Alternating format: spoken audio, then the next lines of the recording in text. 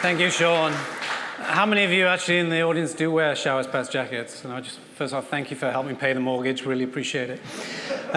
When Sean first asked me to do this, I was really kind of wondering what on earth could I bring to the table, and it kind of suddenly hit me. You know, good, bad, or indifferent, the one thing that I can bring to the table is experience. The next thing I actually did was I actually went to Google and looked up true grit to see if there was any clever phrase or something that I could plagiarize in front of you all and impress you. No, no such thing. But there was a long list of movies that depicted, you know, up against the odds heroes. And the one thing that I did take away from this, which was kind of fun, one of them happens to be Matt Damon. And for those of you in the audience that have similar tastes to my wife, I thought, I'm onto something here. So I got home that night and I said, sweetheart, you know, I've just found out that apparently as an entrepreneur, I have a lot of the same attributes as Matt Damon. She looked at me and went, yeah, it's not going to happen. I was like, Anyway, going back to that kind of hero theme, though, I just want to say that, you know, most of you in this room that are embarking on this are heroes in your own right. Less than 5% of individuals take the plunge to be entrepreneurs. The Gartner group would say that 66% of Americans that are actually willfully employed would love to run their own business. Only 4% actually take the plunge and do it. The good news is, out of those 4%, 66% of those businesses survive the first 2 critical years. The bad news is 34% fail during those first 2 critical years. Primary reason for failure, lack of business experience. So with that in mind, I thought I'd share with you some of the business learnings that I've had over the year, and I've been fortunate to have a few in my time. I've had kind of a fairly mixed background over the years. I've worked for a number of companies, and I'll kind of go through them. A company called Newbury Data, Compaq Computers, HP, InFocus, and last but not least, the love of my life, Showers Pass. The first company, Newbury Data, I actually joined after I got back from a 2-year indulgent traveling around the world after graduating from university. Scared out of my wits, I took this job with this company called Newbury Data. I now describe them as the company that managed to snatch failure from the jaws of success. They actually invented the first color printer, couldn't get it to work, sold the technology to HP. They actually invented the first 3.5-inch disk drive, couldn't get it to work, sold the technology to Seagate. I was pretty young and naive at the time, and most of the folks that were experienced and knew what they're doing could kind of read the writing on the wall and were abandoning ship. That actually left me in a position where I got promoted well beyond my capabilities and left me with a kind of a mind-numbing learning experience, which was really grateful. But one of the lessons I did learn at Newbury Data that's carried with me my entire career was that it's not always the sexy stuff. Let me explain this. One of the other benefits of being a Newbury Data employee is that as Employee of the Month, you got to have breakfast with the CEO, Managing Director. In hindsight, what a scam that was. But anyway, I'm sitting down to have my breakfast with the Managing Director, you know, literally petrified as a young employee. Halfway through breakfast, he said to me, he said, Kyle, what's my favorite product? And I'm literally, my knees are shaking. I'm going through dumb terminals, gas turbines. I mean, they made all sorts of stuff. Halfway through, he leaned across with a wooden stamp on his hand, and he stamped the table, and it left a date. He said, Kyle, it's boring, it's not sexy, we have no competition, it's the wooden stamp. We make more gross margin on that wooden stamp than any of our other glamorous products. And that's stuck with me my entire career. It's not always the sexy stuff that keeps the lights on. After Newbury Data, I was actually fortunate enough to join Compaq Computers. I was probably employee number 22 with Compaq, and what a rocket ride that was. The company literally went from 0 to $111 million in the first year of operation. It was absolutely astounding. And one of the things Compaq did in those early days, which was just amazing, is they built an amazing culture. And that's one of the lessons learned as well. Think about your culture from day one. We had an environment where, unbelievably competitive environment, but what was amazing, you had this young team of people that as individuals were all exceedingly competitive, but we worked beautifully together as a team. The common theme was, whilst being competitive, we always put the needs of the company ahead of our own personal needs. And as a result, the whole thing just rose with success. It was unbelievable. So get that culture in place early on. And the other major lesson for me in that environment was, don't let your ego or personal vendettas get in the way of sound business decisions. It actually ended up being the demise of Compaq, or the beginning of the demise of Compaq. An individual that had been fired from digital equipment ended up being a technological advisor to the CEO and the board of Compaq, and his advice to them was, acquire digital equipment. I'm sure there was some business reasons for doing it, but the primary reason ended up being a vendetta against the individuals that had fired him 5 years earlier.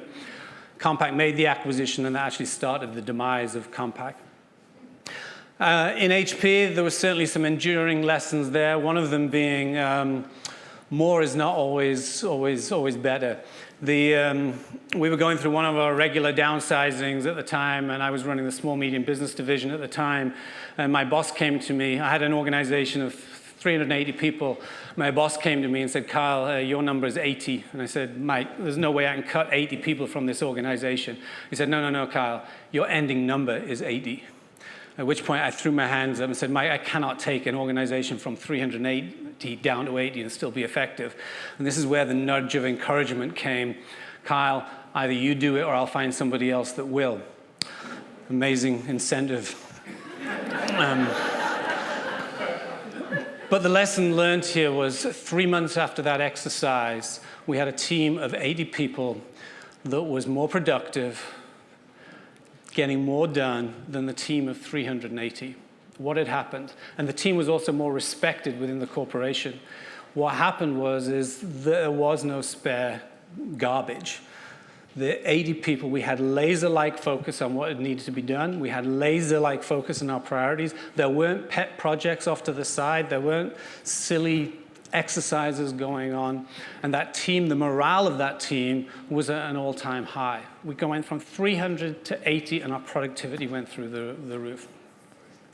Big lesson there. I was then fortunate enough to move to Oregon with InFocus down in Wilsonville, Oregon. And that was certainly a lesson. And one of the real lessons for me here was that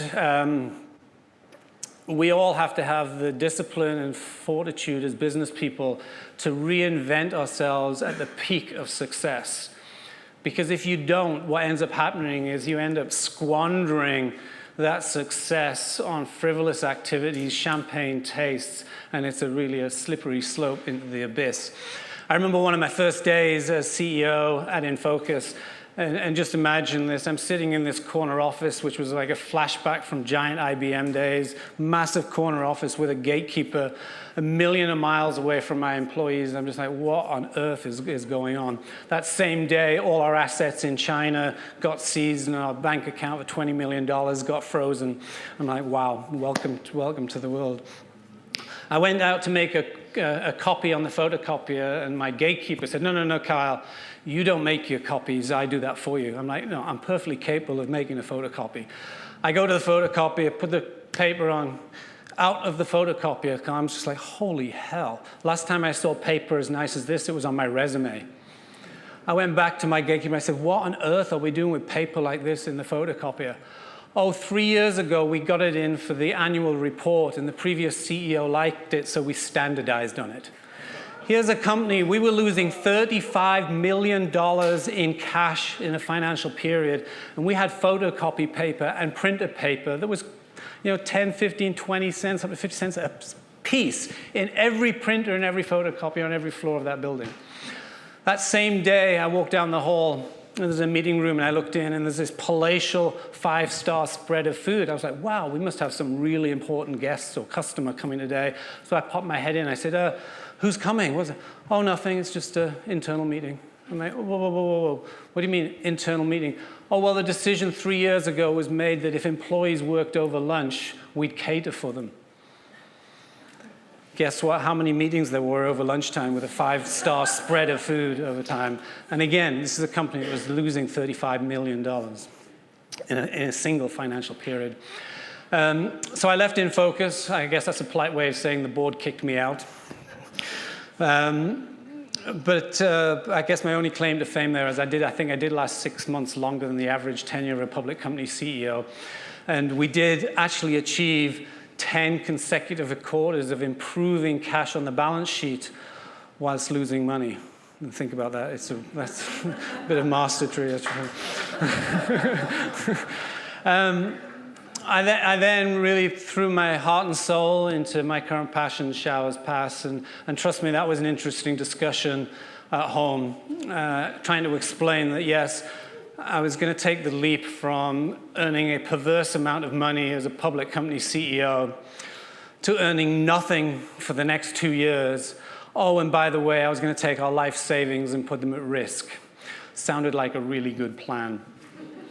Message to everybody is you can't do this half-heartedly.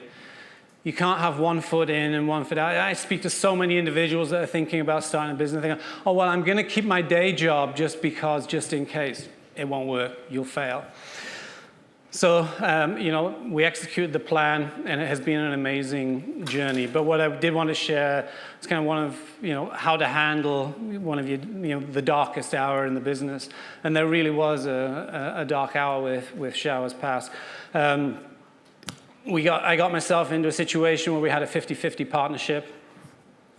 And that in itself is something I would never recommend to anybody. But it was finding the fortitude and strength to really provide leadership and guidance to the team during that darkest hour. And one of the challenges we often have is you don't actually realize you're in your darkest hour until something hits you around the side of the head. And it wasn't until the team came to me and said, Kyle, if you don't do something, the entire team is leaving. And oh, wow, was that a wake-up call for me. It was no longer about me. It was no longer about my business partner. It was about the fabric of the team. And I had to make a decision. Do I throw in the towel and run here, or do I have the strength and will to embark on a torturous journey of change to protect what, in essence, is the fabric and being of the company, the team?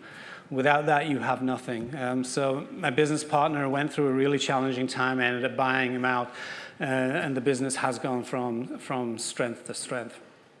So in summary, I did want to kind of share with you kind of my list of top 10, if you like. So kind of summarizing, it's not that amusing, trust me. You're as good as the experience you can glean. I mean, each and every one of us, from an experience standpoint, we're only as good as the personal experiences that we've accrued, and also the experience you get to glean from those around you. So never stop asking questions and never stop listening. Number 2, it's not always the sexy products that keep the lights on. Showers Pass, we've learned that recently ourselves. It was a fairly innovative product, but it's waterproof socks. Not the sexiest of products. We have some amazing technological products, really sexy products. We cannot keep waterproof socks in stock. They're just selling like crazy. So if anybody needs waterproof socks, you better get in quick. But it's not always the sexy things that keep you going. A little chaos is okay. In fact, if you don't have chaos going on, you're probably not pushing the envelope. You're probably not moving fast enough. So embrace the chaos. Culture is critical to success. Lead by example. And my best example is if the toilets need cleaning, get in there and clean the toilets. It needs to be done. More is not always better. The HP experience. A healthy ego is a must. To be an entrepreneur, you do have to have an healthy ego, but don't let your ego make the business decisions for you, and don't let it override a sound business decision. Don't surrender hard-earned profits on frivolous activities.